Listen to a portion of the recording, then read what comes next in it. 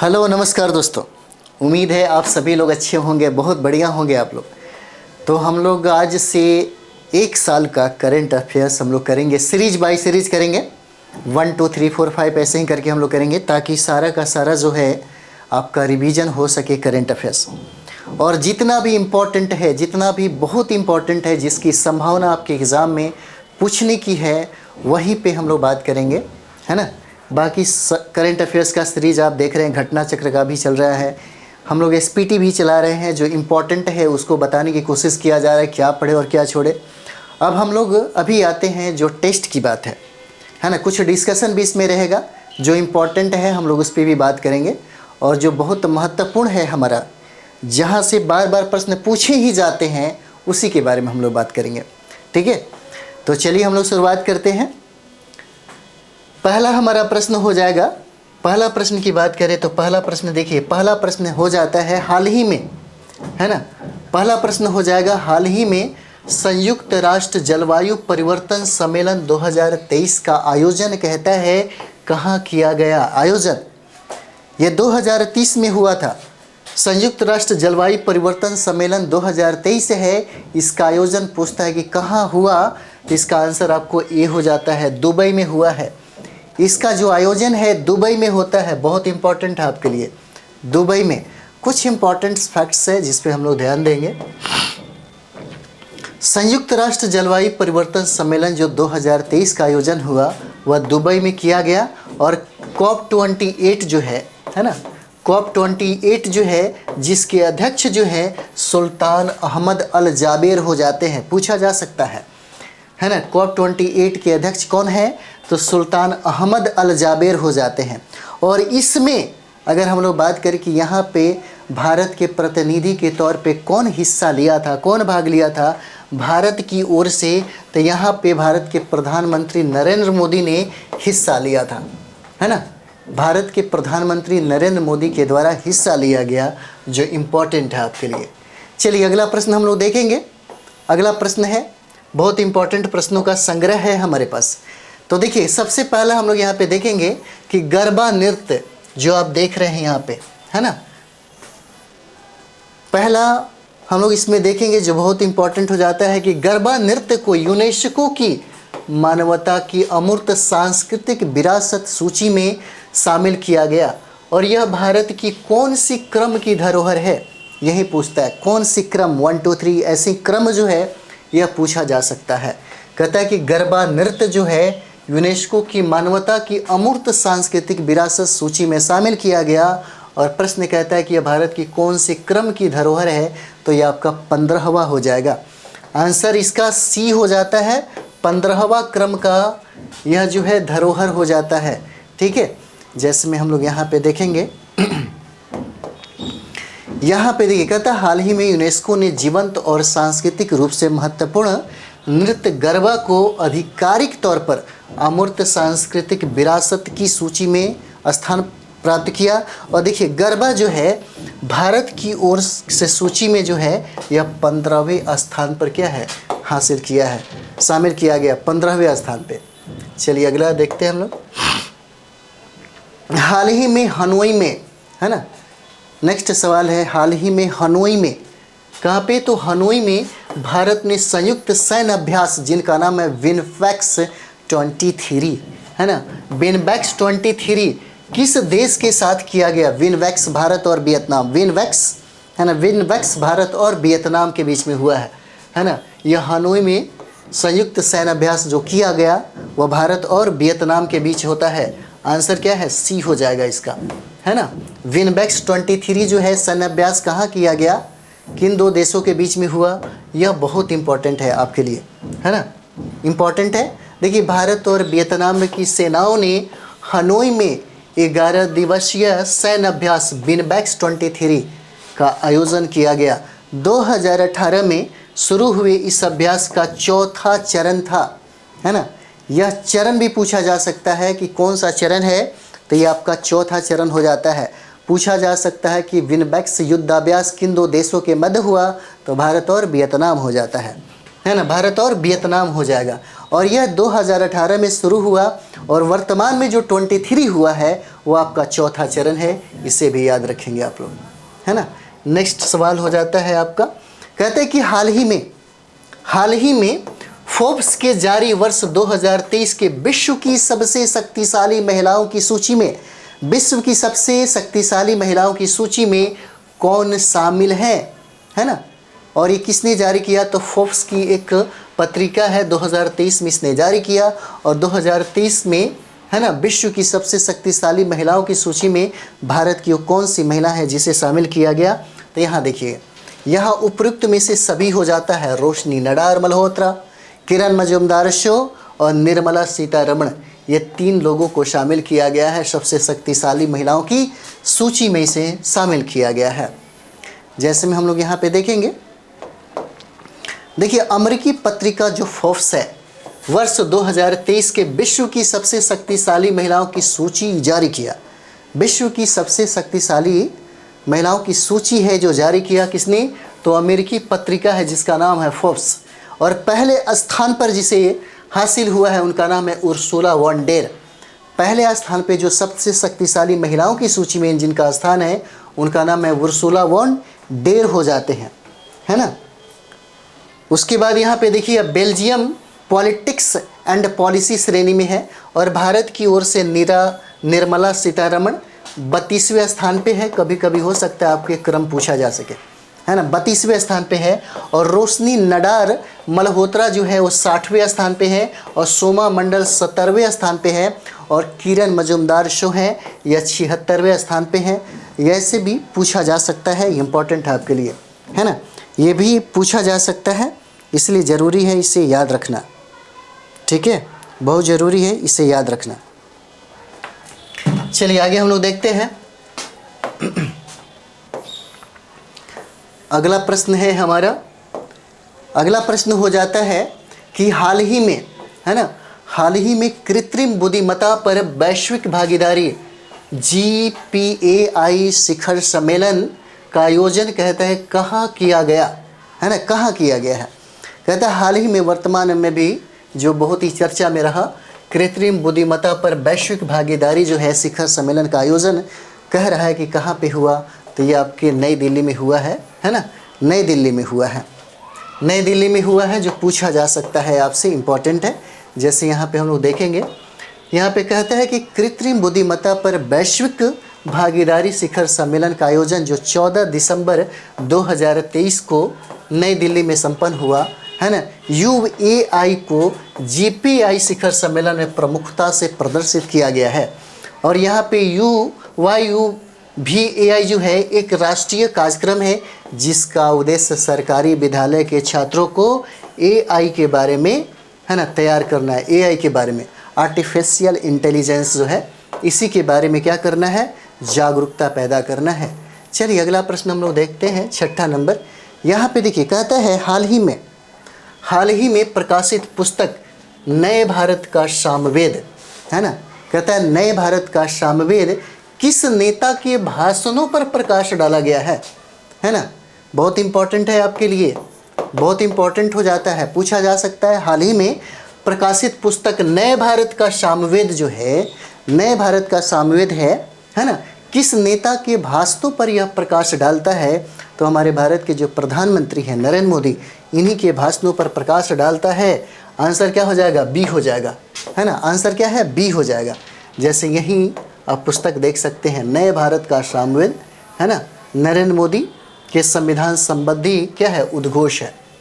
नए भारत का सामवेद नामक पुस्तक प्रधानमंत्री नरेंद्र मोदी के भाषणों पर प्रकाश डालती है ना। ये जो पुस्तक है नए भारत का जो सामवेद है, भारत के प्रधानमंत्री के जो भाषण हैं उन्हीं पर प्रकाश डालती है। और यह पुस्तक देश के संविधान में निहित मूल सार और मूल्यों की गहराई से पड़ताल भी करती है ना, क्या करती है, पड़ताल भी करती है। ये इंपॉर्टेंट है, याद रहना चाहिए। नेक्स्ट हो जाता है हाल ही में आयोजित प्रथम, है ना, हाल ही में आयोजित प्रथम खेलो इंडिया पैरा गेम्स, है ना, KIPG में कौन सा राज्य पदक तालिका में क्या है, प्रथम स्थान पर रहा है, प्रथम स्थान पर रहा है। कौन सा राज्य है, जो प्रथम स्थान पर तालिका में रहा है, किसमें? तो प्रथम खेलो, है ना, प्रथम खेलो इंडिया पैरा गेम्स KIPG में कौन सा राज्य है जो पदक तालिका में पहले स्थान पर रहा? तो ये हो जाता है आपका हरियाणा हो जाएगा। हरियाणा शीर्ष स्थान हासिल किया हुआ है। पहले खेलो इंडिया पैरा गेम्स KIPG 2023 का आयोजन जो है नई दिल्ली में 10 से 17 दिसंबर तक किया गया। नई दिल्ली में हुआ, 10 से 17 दिसंबर तक हुआ। और 7 खेलों, है ना, 7 खेलों को इसमें, जैसे para athletics, para shooting, para तीरंदाजी, para football, para badminton, para weight lifting, para table tennis जो है इसको शामिल किया गया। और पदक तालिका में पहले स्थान पर कौन सा राज्य रहा? हरियाणा होता है ना, पहले स्थान पर हरियाणा राज्य रहा। चलिए अगला पॉइंट हम लोग देखेंगे। अगला प्रश्न है हमारा 8 नंबर। हाल ही में नवनिर्वाचित मुख्यमंत्री, है ना, नवनिर्वाचित मुख्यमंत्रियों का कौन सा युग्म सुमेलित है ना, पूछा जा सकता है आपसे। हाल ही में नवनिर्वाचित मुख्यमंत्रियों का कौन सा, है ना, युग्म जो है सुमेलित है? तो यहाँ पे देखिए ये सारे के सारे हो जाते हैं। भजन लाल शर्मा या राजस्थान से है ना, मोहन यादव मध्य प्रदेश से हैं, विष्णु देव साय जो हैं छत्तीसगढ़ से हो जाते हैं।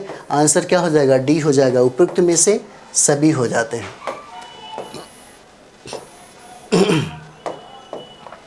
हाल ही में जो बना गया, है ना, राजस्थान के कौन है? भजन लाल शर्मा हो जाएंगे, मध्य प्रदेश के मोहन यादव हैं, है ना, छत्तीसगढ़ के विष्णु देव सहाय हैं, तेलंगाना के रेवंत रेड्डी हो जाएंगे और मिजोरम के, है ना, लाल दुहोमा हो जाएंगे। चलिए आगे हम लोग बढ़ते हैं। अगला हम लोग देखेंगे 9 नंबर सवाल है। 9 नंबर सवाल देखिए, कहता है हाल ही में घोषित, है ना, हाल ही में घोषित राष्ट्रीय खेल पुरस्कारों में क्रिकेट में किसे अर्जुन पुरस्कार 2023 से, है ना, के लिए चुना गया है? अर्जुन पुरस्कार 2023 के लिए चुना गया, है ना, ये इंपॉर्टेंट आपके लिए बहुत भी आई है, याद रहना चाहिए, है ना।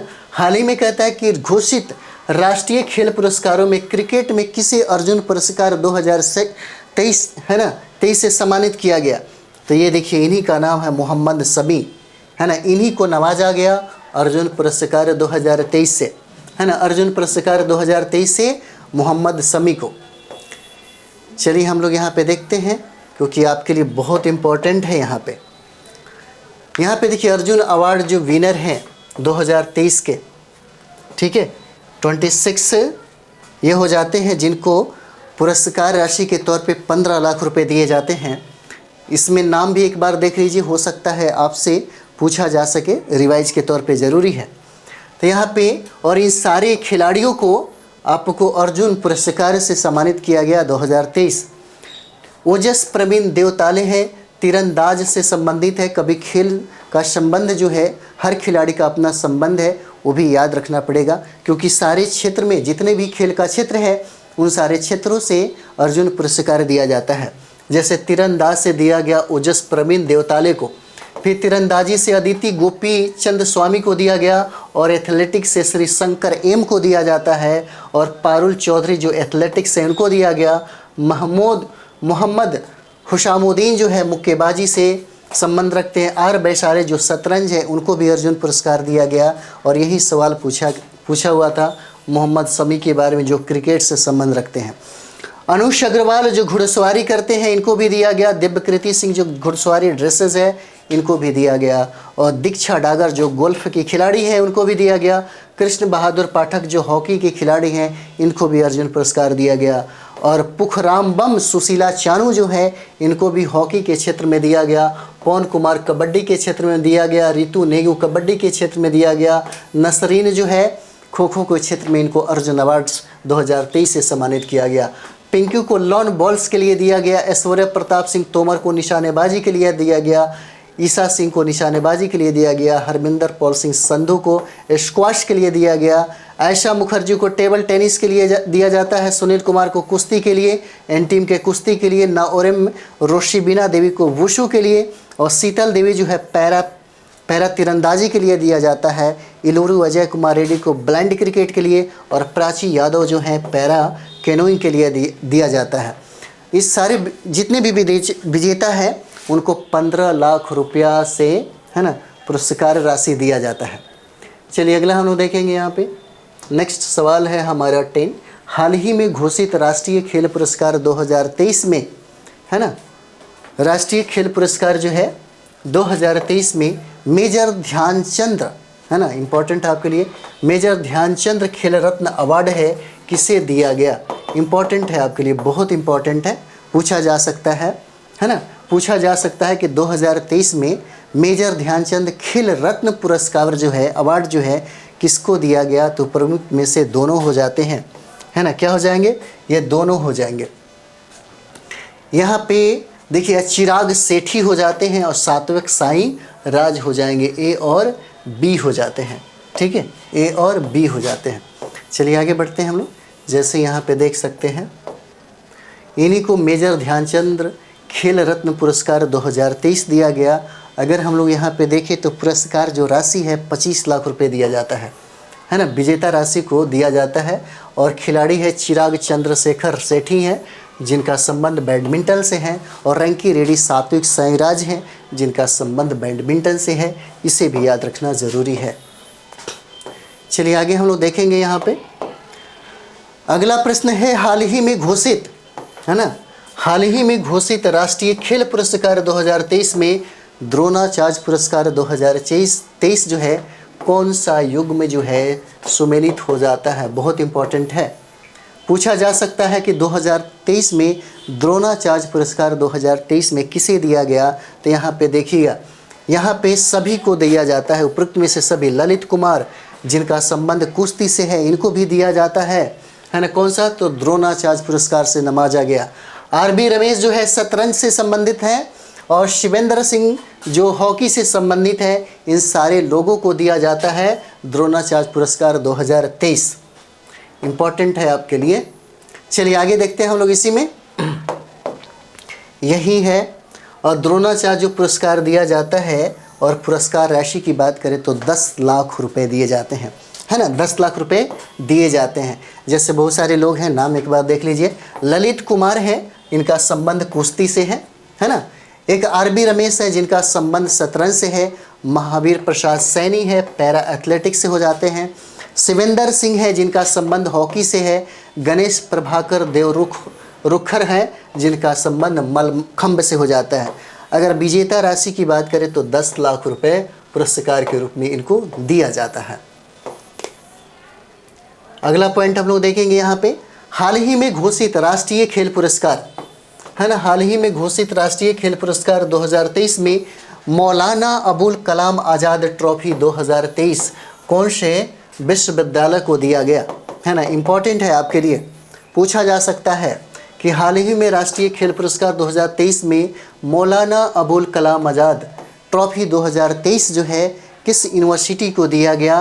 तो गुरु नानक देव विश्वविद्यालय हो जाता है। आंसर क्या हो जाएगा? ए हो जाएगा, है ना, गुरु नानक देव विश्वविद्यालय हो जाएगा। जैसे हम लोग यहाँ भी देख सकते हैं, यहाँ पे गुरु नानक देव विश्वविद्यालय अमृतसर जो है इनको दिया गया। समग्र रूप से शीर्ष प्रदर्शन के लिए विजेता विश्वविद्यालय है। नेक्स्ट जो हो जाता है लॉरी प्रोफेशनल यूनिवर्सिटी, कहाँ क्या? पंजाब हो जाएगा।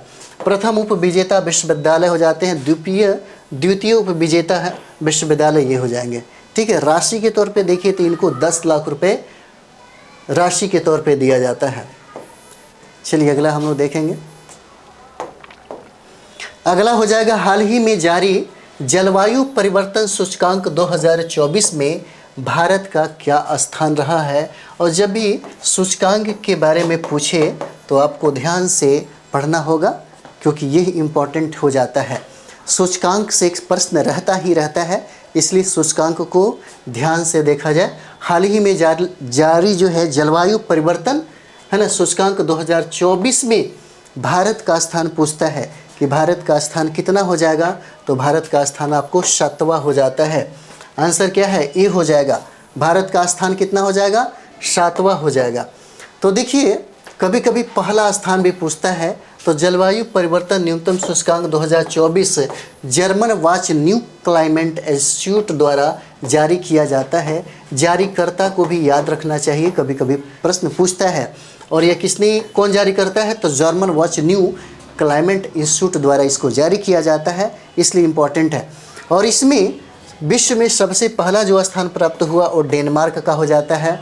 और सबसे ज़रूरी है कि आप अपना भारत का सूची में कौन सा स्थान है इसे ज़रूर याद रखिए, है ना। क्या हो जाता है? 2024 में इसका जो स्थान था सातवां है, और 2030 में इसका जो स्थान है 8वां था। ठीक है, चलिए आगे हम लोग बढ़ते हैं। अगला सवाल हो जाता है 14 नंबर। 14 यहाँ पे कहता है कि हाल ही में अफ़गानिस्तान को, है ना, कहता है हाल ही में अफ़गानिस्तान को पछाड़ के विश्व का सबसे बड़ा अफीम उत्पादक देश, है ना, किसको? तो अफ़गानिस्तान को पछाड़ करके विश्व का पहला अफीम उत्पादक देश कौन बना है? तो ये म्यांमार हो जाता है। आंसर क्या है? सी हो जाएगा। इसके पहले नंबर 1 स्थान हासिल किया था अफ़गानिस्तान। अब जो देश जो है वो आपका म्यांमार है जो पहला स्थान हासिल किया। वर्तमान में सेना द्वारा शासित म्यांमार बर्मा तालिबान शासित अफ़गानिस्तान को पीछे छोड़ते हुए विश्व का सबसे बड़ा अफीम उत्पादक देश बन गया है। उल्लेखनीय है कि अप्रैल 2022 में तालिबान ने पोस्त की खेती पर प्रतिबंध लगा दिया था पोस्त। चलिए अगला देखते हैं हम लोग। 15 नंबर हमारा सवाल है। 15 नंबर सवाल कहता है कि हाल ही में विश्व का सबसे बड़ा, है ना,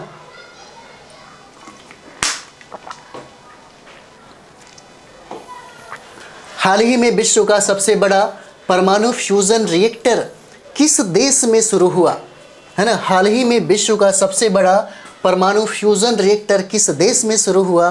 तो यह देश आपका जापान हो जाता है। आंसर क्या है? बी हो जाएगा। जापान में होता है ना, जापान में। देखिए अभी भी बहुत ज़रूरी है हिस्ट्री, ज्योग्राफी, करंट अफेयर्स, ठीक है। उसके बाद साइंस पे सबसे ज़्यादा फोकस करना ज़रूरी है। 70 बीपीएससी वालों के लिए तो अभी से एकदम 150 दिन का जो टारगेट है उसको डेली बाय डेली लेकर के चलिए, है ना। 70 बीपीएससी को कंप्लीट करना है तो एकदम सीरियस हो जाइए। पूरा एकदम 12 से 13 घंटा जितना भी टाइम आपके पास है उसे ज़रूर लगाइए, है ना। निश्चित तौर पे हो जाएगा, बहुत इजीली तरीके से होगा। अगर आप पढ़ते हैं ईमानदारी से 10 से 12 घंटा डेली 150 दिन में, हमेशा फीडबैक आप अपने आप को लेते रहिए, फिर देखिए आपका रिजल्ट हो जाएगा, है ना। तो चलिए हम लोग देखते हैं हाल ही में विश्व का सबसे बड़ा परमाणु फ्यूजन रिएक्टर किस देश में शुरू हुआ? तो आपका जापान हो जाता है। आंसर क्या है? बी हो जाएगा, है ना। आंसर क्या हो जाता है? बी हो जाएगा। जैसे हम लोग यहाँ पे देखेंगे दुनिया के सबसे बड़ा परिचालन प्रायोगिक परमाणु संलयन रिएक्टर टोक्यो जापान में शुरू किया गया है। कहाँ पे? टोक्यो कहाँ पे है? जापान में है ना। इसकी राजधानी है। शुरू किया गया कहाँ पे? जापान में। और इस परमाणु संलयन रिएक्टर को JT-60A से नाम दिया गया, है ना। कभी कभी ऐसे सवाल पूछे जा सकते हैं, याद रहना चाहिए।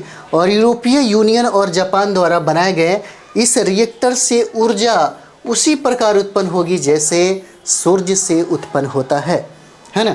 इस रिएक्टर से ऊर्जा उसी प्रकार उत्पन्न होगी जिस प्रकार ऊर्जा सूर्य से उत्पन्न होता है। चलिए आगे बढ़ते हैं हम लोग। 16 नंबर हो जाएगा।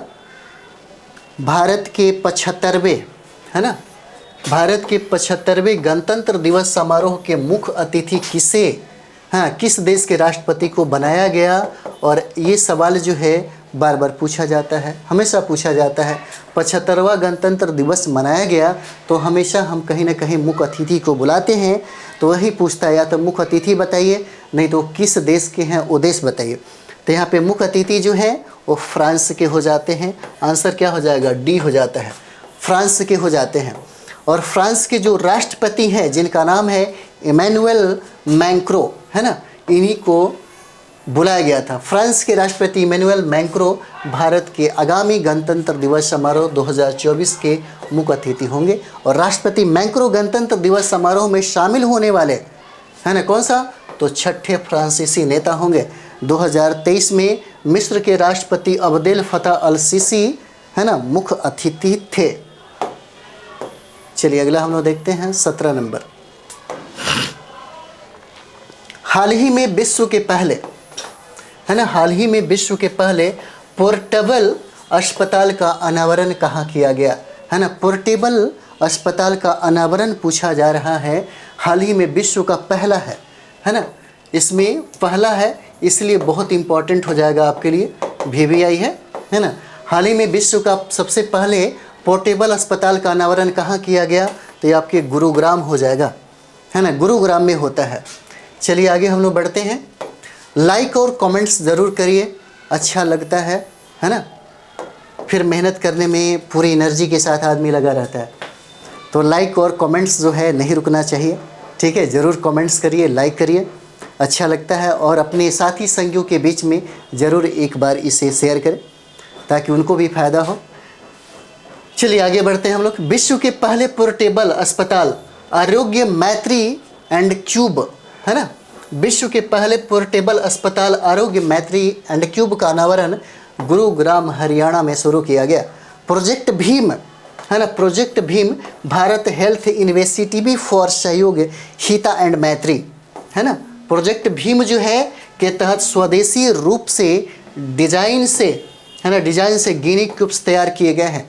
गिनी ट्यूब्स क्या है, तैयार किए गए हैं। तो चलिए हम लोग अगला प्रश्न की तरफ चलते हैं। 18 नंबर सवाल है। 18 नंबर सवाल, हाल ही में साहित्य अकादमी पुरस्कार, है ना, हाल ही में साहित्य अकादमी पुरस्कार 2023 में हिंदी भाषा के लिए किसे चुना गया। हिंदी भाषा के लिए किसे चुना गया, तो ये संजीव हो जाते हैं, संजीव को चुना गया है।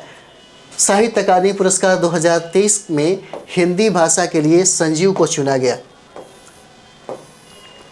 चलिए आगे हम लोग देखते हैं यहाँ पे कि साहित्य अकादमी पुरस्कार 2023 की घोषणा जो है ना, 2023 की जो घोषणा है दिसंबर में की गई। और हिंदी भाषा के लिए उपन्यास जो है मुझे पहचानों के लेखक जो है संजीव को चुना गया है। और यही हो जाते हैं, और यही इनका जो उपन्यास है मुझे पहचानो, इन्हीं को दिया गया, मुझे पहचानो। 19 नंबर सवाल हम लोग देखेंगे। 19 कहता है कि हाल ही में साहित्य अकादमी पुरस्कार, है ना, हाल ही में साहित्य अकादमी पुरस्कार 2023 में अंग्रेजी भाषा के लिए किसे चुना गया। तो अंग्रेजी भाषा के लिए हम लोग देखेंगे नीलम शरण गौड़ हो जाते हैं। आंसर क्या है, डी हो जाते हैं, नीलम शरण गौड़ को दिया जाता है। और याद रखिएगा साहित्य अकादमी पुरस्कार में बहुत सारे सब्जेक्ट हैं जिनसे पूछे जाते हैं, इसलिए इसको याद रखना ज़रूरी है। हिंदी हो जाता है, इंग्लिश हो जाएगा, उर्दू हो जाएगा, कन्नड़, ऐसे कुछ चीज़ें हैं जिसे याद रखना ज़रूरी है। साहित्य अकादमी पुरस्कार 2023 की घोषणा जो है दिसंबर में की गई। और अंग्रेजी भाषा के लिए उपन्यास जो है रिक्वेन इन जागा जैंकी के लिए लेखिका नीलम शरण गौड़ को दिया गया। और यही इनका उपन्यास होता है ना, यही इनका क्या है, उपन्यास है। चलिए आगे बढ़ते हैं हम लोग। 20 नंबर सवाल हम लोग देखेंगे। 20 कहता है हाल ही में अंतर्राष्ट्रीय हॉकी, है ना, हाल ही में अंतर्राष्ट्रीय हॉकी महासंघ 2023 के वार्षिक पुरस्कारों में प्लेयर ऑफ द ईयर कौन बना, है ना। अंतर्राष्ट्रीय हॉकी महासंघ 2023 के वार्षिक पुरस्कारों में प्लेयर ऑफ द ईयर कौन बना, तो हार्दिक सिंह हो जाते हैं, है ना। इसका आंसर क्या है, बी हो जाएगा, हार्दिक सिंह को बनाया जाता है। चलिए अगला देखते हैं हम लोग। अंतर्राष्ट्रीय हॉकी महासंघ, है ना, अंतर्राष्ट्रीय हॉकी महासंघ ने 2023 के लिए सर्वश्रेष्ठ खिलाड़ियों के लिए पुरस्कारों की घोषणा कर दी गई है। अंतर्राष्ट्रीय हॉकी महासंघ के लिए सर्वश्रेष्ठ खिलाड़ियों के लिए पुरस्कारों की घोषणा कर दिया गया है। प्लेयर ऑफ द ईयर किसको चुना गया, हार्दिक सिंह को, जो भारत के हैं। महिला वर्ग में जैन डे वार्ड को चुना गया।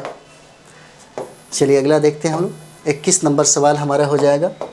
21 नंबर है हाल ही में अंतर्राष्ट्रीय, है ना, हाल ही में अंतर्राष्ट्रीय हॉकी महासंघ 2023 के महिला वर्ग के गोलकीपर ऑफ द ईयर जो है किसको चुना गया, तो ये सबिता को चुना जाता है। और यही है ये सबिता, इन्हीं को चुना गया है, सबिता को, है ना, सबिता को चुना जाता है। अंतर्राष्ट्रीय यहाँ पे देखेंगे अंतर्राष्ट्रीय हॉकी महासंघ ने 2023 के लिए सर्वश्रेष्ठ खिलाड़ियों के लिए पुरस्कारों की घोषणा कर दी गई। और गोलकीपर ऑफ द ईयर जो है पिरमिन ब्लैंक डच, और महिला वर्ग में सबिता को जो भारत की हैं उनको चुना गया है। चलिए 22 नंबर हम लोग देखेंगे। 22 नंबर सवाल है कि हाल ही में यूनेस्को द्वारा, है ना, हाल ही में यूनेस्को द्वारा किस परियोजनाओं को मान्यता दिया गया है, किस परियोजनाओं को मान्यता दिया गया है ना। तो ये देखेंगे उपरोक्त में से सभी हो जाएगा। पंजाब के रामबाग गेट और प्राचीरों को दिया गया, और हरियाणा के चर्च ऑफ एपिफनी को दिया गया, और दिल्ली का बीकानेर हाउस को भी दिया गया। उपरोक्त में से सभी हो जाएगा। आंसर क्या है, डी हो जाता है। चलिए यहाँ पे देखते हैं कि संयुक्त राष्ट्र शैक्षिक, वैज्ञानिक और सांस्कृतिक संगठन ने एशिया प्रशांत क्षेत्र में सांस्कृतिक विरासत संरक्षण में उत्कृष्ट योगदान के लिए 4 परियोजनाओं को मान्यता दी है। पंजाब के रामबाग गेट और प्राचीरों को, हरियाणा के चर्च ऑफ एपिफनी को, और दिल्ली का बीकानेर हाउस, और यूनेस्को का मुख्यालय जो है पेरिस फ्रांस को दिया गया, है ना, पेरिस फ्रांस हो जाता है। चलिए 23 नंबर सवाल है, हम लोग देखते हैं। 23 कहता है कि हाल ही में 2023 के लिए, है ना, हाल ही में 2023 के लिए कहता है कि शांति, निशस्त्रीकरण और विकास के लिए इंदिरा गांधी पुरस्कार किसे देने की घोषणा किया गया है। इंदिरा गांधी पुरस्कार, है ना, और इंदिरा गांधी पुरस्कार है 2 लोगों को दिया गया है। डैनियल बर्बेन, है ना, बरेनबोइम है, और अली अबू अबवाद हो जाते हैं, अली अबू अबवाद हो जाएंगे। उपरोक्त में से दोनों हो जाता है, ए और बी दोनों हो जाएंगे। चलिए 24 नंबर सवाल हम लोग देखेंगे। 24 कहता है कि हाल ही में भारत की ओर से, है ना, हाल ही में भारत की ओर से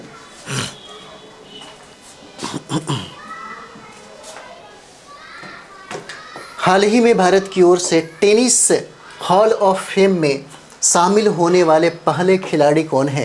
पहले खिलाड़ी कौन हो जाते हैं, तो ये देखिएगा, ये विजय अमृतराज हो जाते हैं और लिएंडर पेस हो जाएंगे। 1 और 2 हो जाएगा, है ना, ए और बी दोनों हो जाते हैं, विजय अमृतराज और लिएंडर पेस। आंसर डी हो जाएगा, ए और बी दोनों हो जाता है। अगला प्रश्न है, इसमें कुछ डिस्कशन हम लोग देखेंगे। कहता है कि भारतीय टेनिस के दिग्गज खिलाड़ी विजय अमृतराज और लिएंडर पेस अंतर्राष्ट्रीय टेनिस हॉल ऑफ फेम में शामिल होने वाले पहले भारतीय और एशियाई खिलाड़ी बन गए हैं। चलिए अगला देखते हैं हम लोग। 25 नंबर सवाल है। 25 कहता है कि हाल ही में, है ना, कहता है हाल ही में रविंद्रनाथ टैगोर साहित्य पुरस्कार किसे प्रदान किया गया, है ना। हाल ही में रविंद्रनाथ टैगोर साहित्य पुरस्कार जो है किसे प्रदान किया गया, तो ये है सुकृता पॉल कुमार को दिया गया, है ना। आंसर डी है, सुकृता पॉल कुमार को दिया जाता है, सुकृता पॉल कुमार को दिया गया। आप ये देख सकते हैं यहाँ पे, यही है लेखिका और समीक्षक जो हैं संस्कृत सुकृता पॉल कुमार को उनकी पुस्तक जो है salt and paper select poems जो है ना, यही है और इन्हीं को दिया गया, है ना। इन्हीं का नाम क्या हो जाता है, तो यहाँ पे इनका नाम सुकृता पॉल कुमार हो जाते हैं, इन्हीं को यह पुरस्कार दिया गया। चलिए आगे हम लोग देखते हैं 26 नंबर सवाल। 26 कहता है कि हाल ही में, है ना, इम्पॉर्टेंट है आपके लिए, बहुत इम्पॉर्टेंट है, ऐसे सवाल पूछे जाते हैं बीपीएससी के द्वारा। हाल ही में 33वां व्यास सम्मान 2023 किसे देने की घोषणा किया गया, तो ये पुष्पा भारती को देने की घोषणा किया गया है ना। कौन सा है, तो पुष्पा भारती है ना, ये पुष्पा भारती हो जाते हैं, इन्हीं को देने की घोषणा किया गया। चलिए आगे हम लोग देखते हैं इसी में। हिंदी साहित्य की प्रसिद्ध लेखिका पुष्पा भारती को, है ना, हिंदी साहित्य की प्रसिद्ध पुस्तिका लेखिका जो है पुष्पा भारती को वर्ष 2016 में प्रकाशित उनके संस्मरण जो है यादें और यादें, है ना, यादें और यादों के लिए वर्ष 2023 का 33वां व्यास सम्मान इनको प्रदान करने की घोषणा किया गया है। यही है पुस्तक यादें और यादें, है ना, और इन्हीं का नाम है पुष्पा भारती, है ना, पुष्पा भारती। चलिए आगे देखते हैं हम लोग। 27 नंबर सवाल है। 27 नंबर सवाल कहता है हाल ही में टाइम पत्रिका ने, है ना, हाल ही में टाइम पत्रिका ने 2023 के लिए पर्सन ऑफ द ईयर किसे चुना है ना। किसने, तो टाइम पत्रिका ने हाल ही में टाइम पत्रिका ने 2023 के लिए पर्सन ऑफ द ईयर किसे चुना है, यह बहुत इंपॉर्टेंट है, पूछा जा सकता है। टेलर स्विफ्ट हो जाते हैं, टेलर स्विफ्ट यही है, आप देख लीजिए, पर्सन ऑफ द ईयर इन्हीं को चुना गया, है ना। 2023 का पर्सन ऑफ द ईयर इन्हीं को चुना गया, जिनका नाम टेलर स्विफ्ट हो जाता है ना, टेलर स्विफ्ट हो जाएगा। चलिए अगला देखते हैं हम लोग।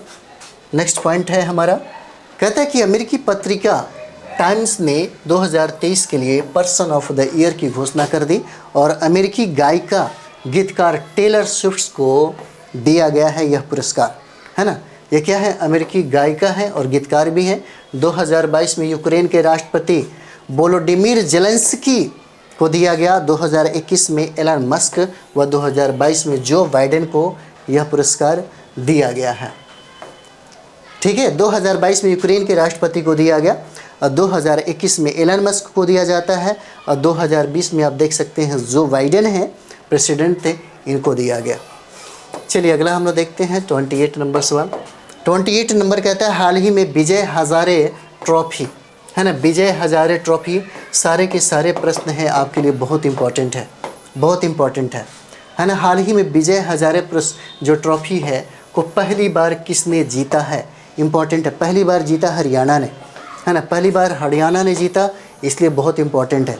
पूछा जा सकता है कि हाल ही में विजय हजारे ट्रॉफी जो है पहली बार किसने जीता, तो हरियाणा ने जीता, है ना। चलिए यहाँ पे देखते हैं, कहता है कि भारतीय क्रिकेट कंट्रोल बोर्ड के एक दिवसीय क्रिकेट सत्र 2023-24 का 31वां विजय हजारे ट्रॉफी को हरियाणा ने राजस्थान को हरा करके पहली बार जीता है। आपसे पूछा जा सकता है विजय हजारे ट्रॉफी जो पहली बार हरियाणा जीता, किसको हराया, तो राजस्थान को हराया, है ना, राजस्थान को हराया। और मैन ऑफ द मैच और मैन ऑफ द सीरीज जो है हरियाणा के सुमित कुमार को दिया गया, सुमित कुमार बने, है ना, सुमित कुमार बनते हैं। चलिए आगे हम लोग देखेंगे। 29 नंबर सवाल है।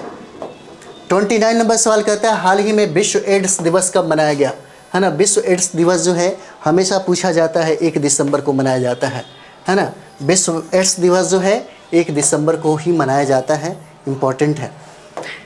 यहाँ पे देखिए कहता है कि विश्व एड्स दिवस प्रति वर्ष 1 दिसंबर को मनाया जाता है और 2023 के लिए थीम जो है लेट कम्युनिटीज़ लीड, यानी समुदायों का नेतृत्व करने दें, ये इंपॉर्टेंट हो जाता है आपके लिए। चलिए हम लोग 30 प्रश्न तक ही रहने देते हैं, बहुत सारे प्रश्न हैं जो हम लोग सीरीज बाई सीरीज करते रहेंगे, है ना, तो लंबा भी चलता रहेगा। हाल ही में अंतर्राष्ट्रीय मानवाधिकार दिवस 2023 में कब मनाया गया, तो ये देखिए 10 दिसंबर को मनाया जाता है, बहुत इंपॉर्टेंट है ना, VBI हो जाता है आपके लिए। चलिए अगला हम लोग देखते हैं।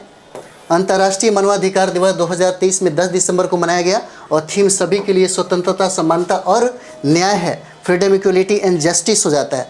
तो चलिए हम लोग अगले वीडियो मिलते हैं, तब तक अच्छे से तैयारी करिए, ठीक है। थैंक यू वेरी मच आप सभी लोगों को।